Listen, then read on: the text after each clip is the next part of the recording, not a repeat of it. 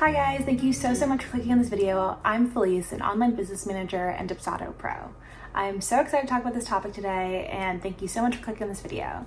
Today we're going to talk about the 5 stages of the client experience, how it's so important for your business, can save you so much time on repetitive tasks, and will wow your future and current clients. So what is a client experience? Basically, the client experience is the journey you take your clients on from the beginning, the inquiry stage, all the way to the offboarding stage. And the 5 stages are the inquiry, booking, onboarding, project, and offboarding. So I'm going to go into details about each of those stages, what you should think about, and why they matter. So the first stage is the inquiry stage. This is basically how your clients are going to find you. In the inquiry stage, you should think about having a lead magnet form, having qualifying questions to ask these clients to make sure that they're the right fit for you, and also where you're going to host it. So for me, I have a lead capture form. I use Dubsado, which is a CRM. And in this lead capture form, I ask them their first name, last name, what business they have, their social media, their website, what they're looking for, their budget, and just to make sure that they're right for me. So say you want to work with someone who has a team, then ask, do you have a team? And if they don't, they're not right for you. Say you're working with someone who you don't want them to have a team, and they're like, oh, I do have a team of 10 to 15 people. That might be too big for your project. So just make sure that you have these qualifying questions to help you know that you're working with the right people and not just with anyone. And also, when you have the lead capturing form, you can also have it linked to your scheduler for them to book a discovery call with you. And the discovery call should be about 20 to 30 minutes. If you're just starting out, you can do a little bit longer, but once you get used to it, that's how long it should really be. When you have a discovery call, that is your booking phase. So this is where you're going to talk to the client. Before you talk to the client, research them, look them up, make sure you have the right questions you want to ask them, and just prepare for it. And the discovery call, it's not like an interview, it's more just like a coffee chat. You're trying to get to know them, see if you're a good fit, and just make sure you guys will work well together in this project, because you don't want to work with someone who, even if they can afford your services or maybe they want your services, they could be a nightmare client, and that's just not worth it. So just make sure that you are asking the right questions, make sure you like their vibe, and that you think it'll be a good fit. So after you have the discovery call and you want to work with them, they want to work with you, you would send your proposal. So proposal is basically showing the client who you are. You can have your testimonials, you can answer FAQs, and basically talk about why you are perfect for what they need. And just make sure that you also have the contract. Always have a contract to save yourself, and the invoice for them to pay. And you can choose to have them pay in full, or if it's like a monthly thing, you can have payment plans, whatever works best for you and the client. And always have follow-ups. People are really afraid to follow up with someone. I know tons of entrepreneurs who either just are busy, their email gets clogged, or they just forget. So always do a follow-up. I do 2, one after 3 days after sending the proposal, and then the other one after 5 days, just to make sure they have the option to be like, hey, I'd love to work with you. I think it'd be a great fit for each other and for your problem. And then just say, here's my proposal again. Let me know if you have any questions. And very simple like that. So the next stage would be the onboarding stage. This is very exciting. They have signed the contract, they've paid the invoice, they are so excited to work with you. So the onboarding stage, you need to make sure that you have a kickoff call to set your boundaries. I usually like my kickoff calls to be 60 minutes. You can do longer or shorter depending on whatever the project you are working with them for. And then I always like to have, before the actual call, is to have them fill out the form.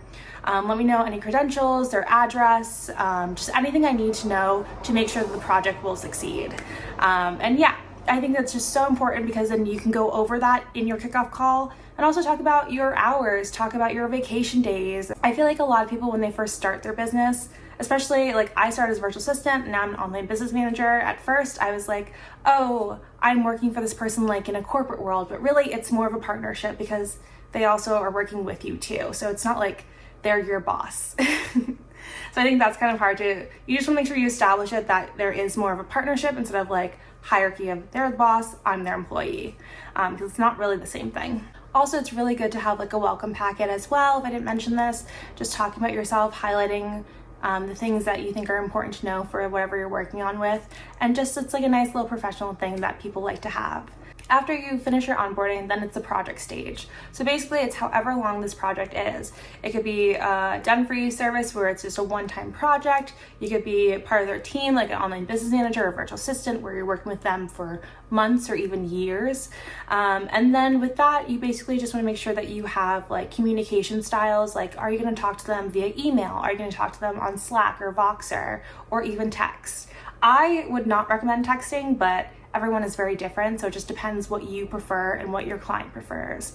And also just like make sure, like, are you going to meet with them once a month, once a week, or bi-weekly on a call just to give like feedback, ask questions, and make sure that you're on the same page with the project or just your role in their company or small business. After that, it is the last stage, the offboarding stage, which unfortunately you finished and it's time to end your current contract.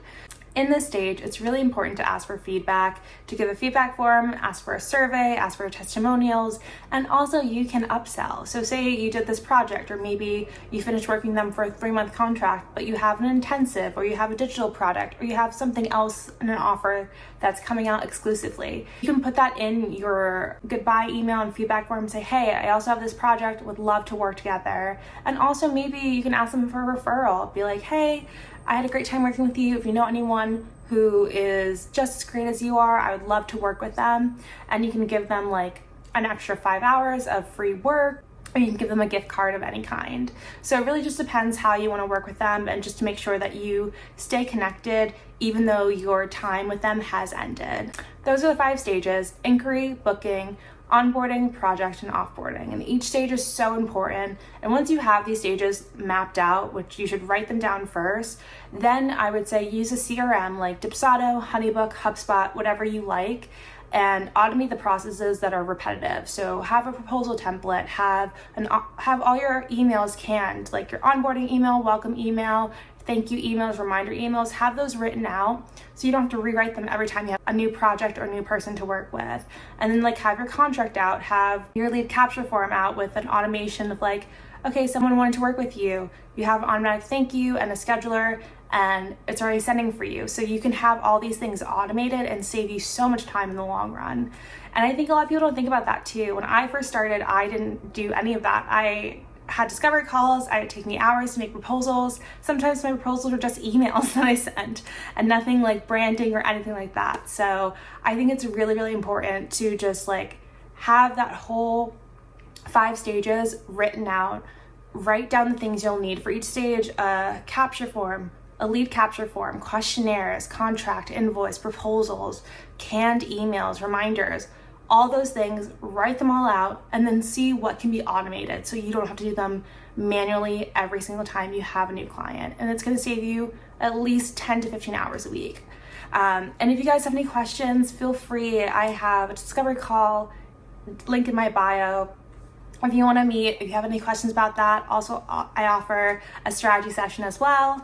And I do have a new freebie out that is my proposal guide. So it gives you everything you need to know about having a proposal that's kick-ass, that is professional, has the right questions, talks about why you're perfect for the client, and will help you convert your clients.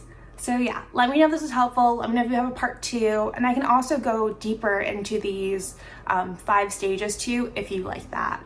But yeah, thank you guys so much for clicking this video. I really appreciate it. I hope you guys have a great rest of your day, and I'll talk soon. Bye.